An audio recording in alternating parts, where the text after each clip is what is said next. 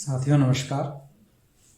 आज मैं आपको एक बहुत ही रोचक तथ्य बताने जा रहा हूं। जैसा कि आप सबको मालूम है कि चुनाव के दौरान जब हम मतदान करने जाते हैं तो हमारी उंगली पर एक स्याही लगाई जाती है जो अमिट होती है, यानी कि उसको जल्दी मिटाया नहीं जा सकता। और नीले रंग की स्याही होती है जो इस बात का प्रतीक होता है कि हमने मतदान किया या नहीं। तो मैं आपको इसके बारे में थोड़ा सा विस्तृत जानकारी देना चाहता हूं। तो साथियों, ये जो स्याही है ये कब बनी और किस प्रकार चुनाव में पहली बार प्रयोग में लाई गई, और सबसे बड़ी बात, तब से लेकर आज तक जब भी चुनाव होते हैं तो इस स्याही का प्रयोग किया जाता है, यह कौन सी कंपनी बनाती है और अब तक इसको कितने वर्ष पूरे हो चुके हैं। तो आज एकदम से ये चीज़ सामने मेरे मन में आया तो मैंने कहा कि आप सबसे इस बात को बताऊं। साथियों, चुनाव में वोट करने वाले मतदाताओं को एक नीले रंग की स्याही लगाई जाती है जो कई दिनों तक अमिट रहती है। अंगुली पर नीले रंग की स्याही का ये निशान अब हमारे प्रतीक मतदान का प्रतीक माना जाता है और यह निशान बताता है कि किसने वोट डाला है और किसने नहीं। इस स्याही के भारतीय चुनाव में इस्तेमाल के 60 बरस लगभग पूरे होने वाले हैं। इसे बनाने वाली कंपनी का दावा है कि यह निशान 15 दिनों से पहले नहीं मिट सकता। ऐसा क्या होता है इस स्याही में और क्या है इसका इतिहास, आइए जानते हैं। साथियों, 1937 में कर्नाटक में एक जगह है मैसूर।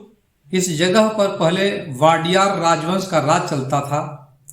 आजादी से पहले इसके शासक महाराज कृष्णराज वाडियार थे। वाडियार राजवंश विश्व के सबसे अमीर राजघरानों में से एक था। इस राजघराने के पास खुद की सोने की खान थी। 1937 में कृष्णराज वाडियार ने मैसूर लैक एंड पेंट्स नाम की एक फैक्ट्री लगाई। इस फैक्ट्री में पेंट और वार्निश बनाने का काम होता था। आजादी के बाद इस फैक्ट्री पर कर्नाटक सरकार का अधिकार हो गया। 1989 में इस फैक्ट्री का नाम भी बदल गया और कर्नाटक सरकार ने इस फैक्ट्री का नाम बदल करके Mysore paint and varnish limited कर दिया। साथियों, आपको इस बात की उत्सुकता होगी कि पहली बार इस नीली स्याही का प्रयोग मतदान करने वाले मतदाताओं के ऊपर, उनकी उंगली के ऊपर कब लगाया गया। तो साथियों, पहली बार 1962 में यह नीली स्याही का इस्तेमाल हुआ। एनपीएल ने ऐसी स्याही इजाद की जो पानी या केमिकल से मिट नहीं सकती थी। एनपीएल ने Mysore paint and varnish company की इस स्याही को बनाने का ऑर्डर दिया। साल 1962 में हुए चुनाव में पहली बार इस स्याही का इस्तेमाल किया गया। तब से अब तक यही स्याही हर चुनाव में इस्तेमाल की जाती है। साथियों, आपको यह भी जानकर आश्चर्य होगा कि पहले जो है स्याही नहीं लगाई जाती थी। भारत में पहली बार जो चुनाव हुआ था वो 1951-52 में हुआ था। तब अंगुली पर स्याही लगाने का नियम नहीं था। आयोग को किसी दूसरे की जगह वोट डालने और 2 बार वोट डालने की शिकायत मिली, तब अमिट स्याही इस्तेमाल करने पर विचार हुआ। इसके लिए आयोग ने national physical laboratory of India से ऐसी अमिट स्याही बनाने को कहा था। यानी कि इस स्याही को लगाने का उद्देश्य क्या था कि जब चुनाव आयोग को इस बात की शिकायत मिली कि लोग एक बार की जगह 2 बार वोट दे रहे हैं, तो इसलिए जो है इस स्याही का इस्तेमाल हुआ। फार्मूला नहीं किया गया इसका सार्वजनिक। अमिट स्याही को बनाने के तरीके को अभी तक सार्वजनिक नहीं किया गया।